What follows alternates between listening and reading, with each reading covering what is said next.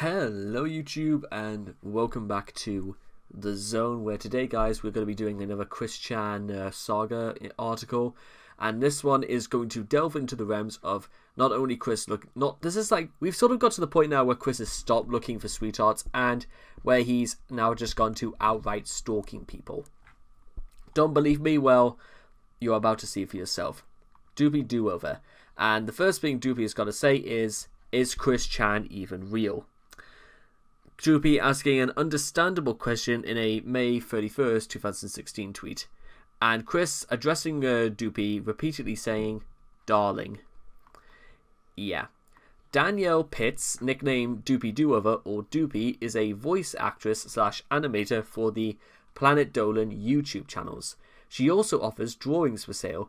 Chris appeared to consider her to be a gal pal. How or what exactly she did is entirely up in the air, whereas she thought of him as simply another customer. Exactly, although to be honest, again, Chris, I've said this before and I'll say it again, Chris is not only a person you don't want to do business with, but nobody wants to do business with Chris. She blocked him after receiving negative attention from Weens and getting creeped out by Chris's messages towards her. And this is where it all began. Prologue. Chris discovered the Planet Dolan channel in August 2016 and took a liking to Doopie. He began frequently tweeting to her in 2017.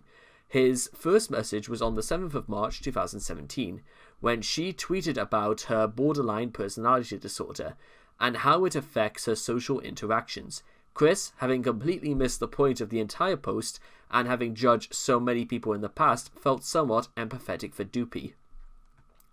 He was just looking for an excuse to, scooch up beside her. That's all that Chris has done. And made a misguided attempt to make her feel better by comparing her mental disorder with a bunch of online people she's never even met. Yeah, that's gonna work. That's gonna work like a charm, innit? Fully displaying his social awkwardness, Chris tweeted to her on the subjects of poop, his hatred of online dating, and even tried to flirt with her by quoting his "I'm done adulting, My Little Pony" t-shirt. You can't be done with adulting if you never start adulting, Chris. I can't believe I had to say that, but you know what? Somebody just straight up had to. Doopie knew about Chris prior to his sudden obsession with her. She occasionally made fun of him on LazyCast, a podcast series which she co-hosts as recently as March 2017. Initially, Doopie ignored all of Chris's tweets, that is until on the 11th of April, when she liked one that sympathized with her stance against animal cruelty. Again, Chris's irony shows almost no bounds. This opened the door to her conversing directly with Chris, which she eventually did on the 21st of April when he asked about her newly dyed hair. A swarm of Weens promptly descended on them, and Doopie found herself in the position of defending Chris. Oh boy.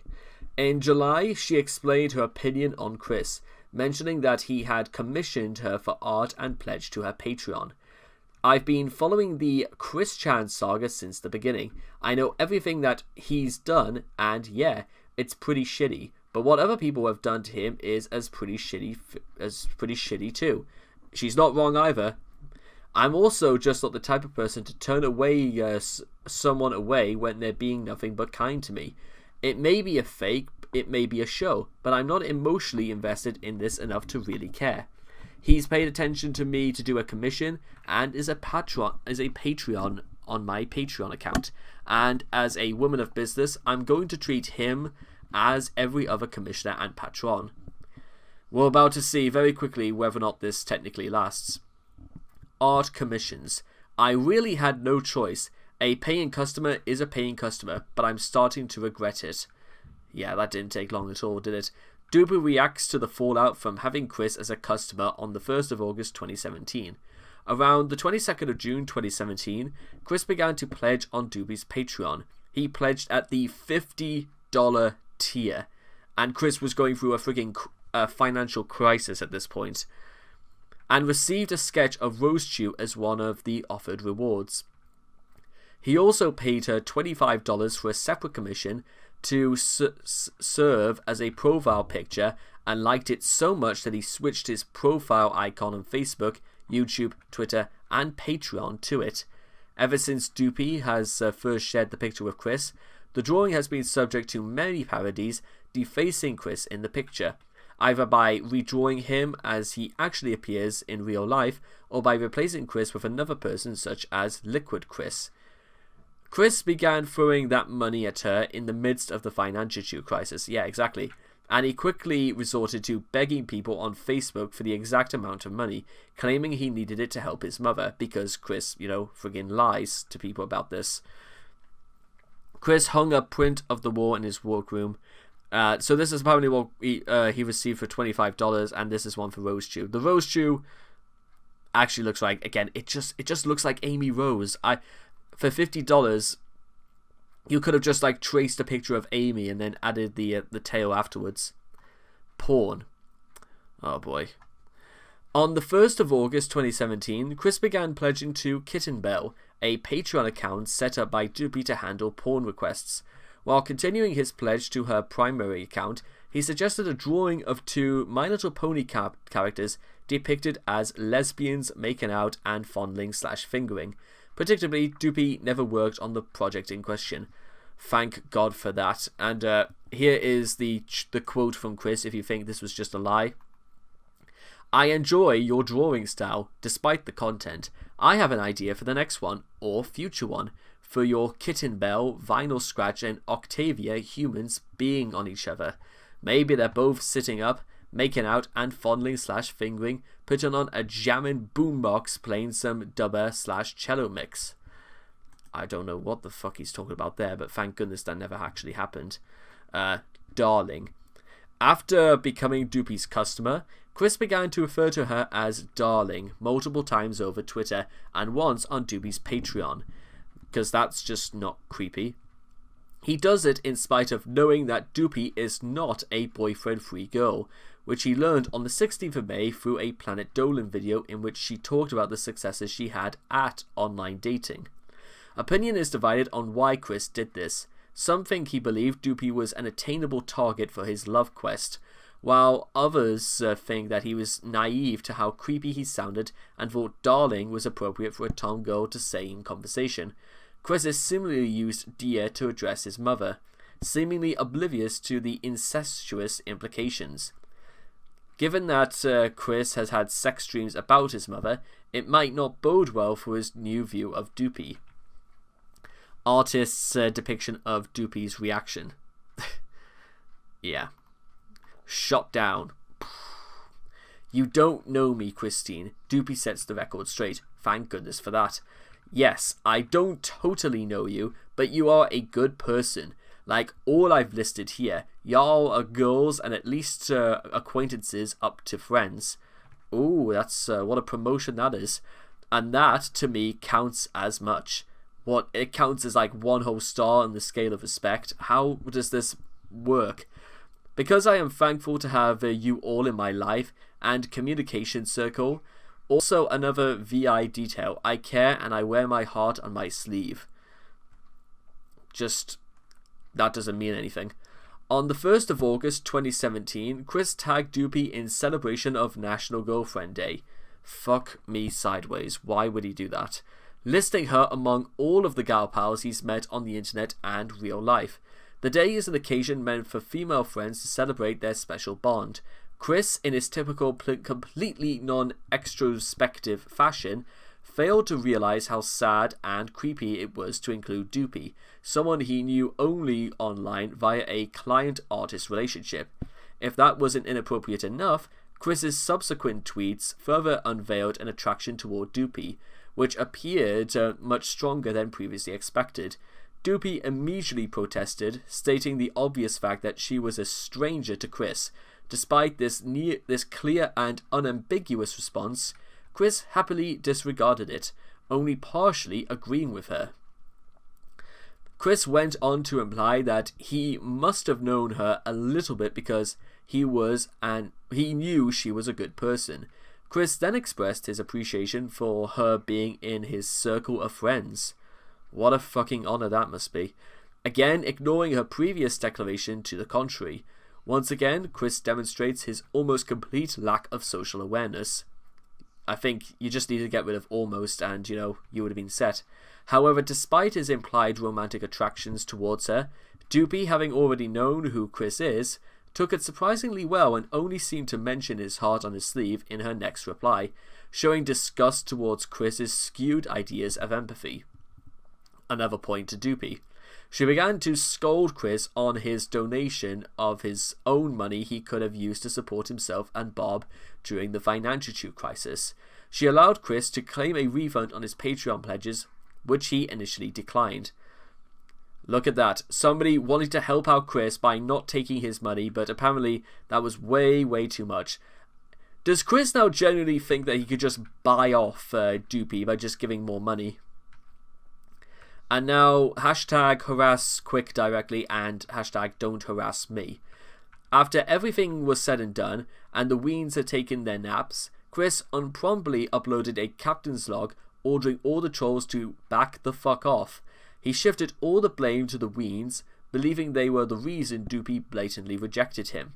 Chris attempted to begin 2 hashtag campaigns, hashtag harass Quick directly and hashtag don't harass me, pledging to protect the entire cast of Planet Dolan. He did this by encouraging the trolls to attack him instead. It's likely Chris did this simply to appear heroic to Doopie and to win over her heart again. Despite that, she never displayed any affection for him to begin with. All of those things are true, and I don't understand why Chris could not have told the difference. So, your guess is as good as mine as to whether or not Chris's campaign actually worked. Kiwi Farms. By the 3rd of August, Chris's contact with Doopie had been severely reduced, due to her blocking him on Patreon and Twitter. When probed by a troll on the 5th of August, Chris gave this reply, suggesting that their relationship was not over yet. They were never in a relationship, Chris. Fucking hell. Did you... I'm not even going to try and waste my time. Doopie and I are not close yet, but that does not mean she is not my friend. Not your friend were not her exact words, troll. He also discussed the matter on Patreon. And you think I did not know all that already? I've learned from my... No, he hasn't. I do not violate women's space, apart from when he does. Doopie is going through her recovery of her recent harassment from you trolls and bullies, also by you, Chris. She liked my kindness. She thought you were creepy, Chris, and I am aware of her past making fun of me. I do not hold that against her, because he's that desperate for China. That's why he's saying that. You damn trolls and bullies ruin nearly everything. So nearly, not everything, just nearly everything. I wonder. Since Chris failed to get the obvious that Doopie temporarily unblocked him on the 5th of August to spell out that she is not his friend. I can't believe I had to unblock you to tell you this. I'm not your friend. I'm not ever interested in being your friend. Leave me alone. You were specifically a customer to me, and you took it too far. You creep me out. Now please don't talk to or about me ever again. Doopie just putting the final demands like that. Later, fed up with Chris's constant unwanted praise and affection, Doopie decided to leak all of the private emails Chris had sent her by making an account on the Kiwi Farms. The users on the site then began to ask her questions regarding her interactions with Chris, to which Doopie responded with some intriguing answers. I think Doopie, again, also did the right thing. She blatantly told Chris to back off, and he didn't. Nightstar2891. Shut up, trolls. I know Doopie is temporarily on your side for now. Chris still not, understanding that it's not going to happen. He's persistent. You could say that much about Chris, but with how badly this ended up for him, I don't particularly think persistency was the best response or the best way to go about this. On the 4th of August, in response to Doopie blocking him over Twitter and asking him not to tweet about her again, Chris created a sock puppet account to both follow Doopie and publicly defend his actions. On the 7th of August, Chris allowed his Nightstar account to leak direct messages held from his main Quick Solitude Twitter account, in which he explained in further detail his motives and actions regarding Doopie to a troll who then posted the messages to Kiwi Farms. It's possible that Chris did this in order for Doopie to see his side of the story, since he was aware she had joined the forum. I'll leave it up to you if this approach worked. On 15th of August, following Chris's attendance of BronyCon 2017, an optimistic Chris sent an apology piece artwork to Doopie via the sock puppet. The artwork contained Doopie as a My Little Pony character named Bubble Gummy, still reeling from recent events. Doopie scorned Chris's advances and proceeded to block his second account. Way to go, Chris, and also thank you so much, Doopie, because it was the best thing you could have done. I told you to leave me alone. It's not the troll's fault. This is my personal decision. I'm not interested in being friends with you. Stop. Also, making a second account is even worse. Just move on. Block the trolls, which is a separate thing entirely. LazyCast and Jessica Quinn. And this is sort of like referring to the things that were said about, Jessica Quinn, in which basically they blocked all ties with Chris, and we've kind of like covered those already. And you just need to like go and look up the things I said about Jessica Quinn in my other article, and you'll get the idea that Chris just does not get it. In the comic, she was slated to appear in a Sonichu and Planet Dolan crossover comic as she appeared on its cover, standing near Chris. The page was released on the 29th of May 2017, prior to Doopie blocking him from social media. Afterwards, the comic was scrapped in favour of Sonichu 12-9. And there is some fan art. Now, for this one, I'm going to have to close the display capture because I am not going to get myself banned. It's the best thing I could possibly do for your safety as, well as for mine. So, enjoy a clearer view of this background I did for you guys. And, oh, okay, so a lot of these are just like redrawn things of that, and one of them was actually the Liquid Chris artwork, which I think is actually quite nice. So that was okay, so that was a little bit of a letdown there, but whatever. Now that you've seen this, guys, I can and back on track. Harass CWC directly, and this looks like it was a fan-made thing. Do you understand me? You wanna talk smack about me? You talk directly to me. Do you understand? And don't ever let me catch you talking about me to anyone else on anyone else's timeline, comment sections, Twitter, or wherever. That's outside of your own goddamn forum, you troll.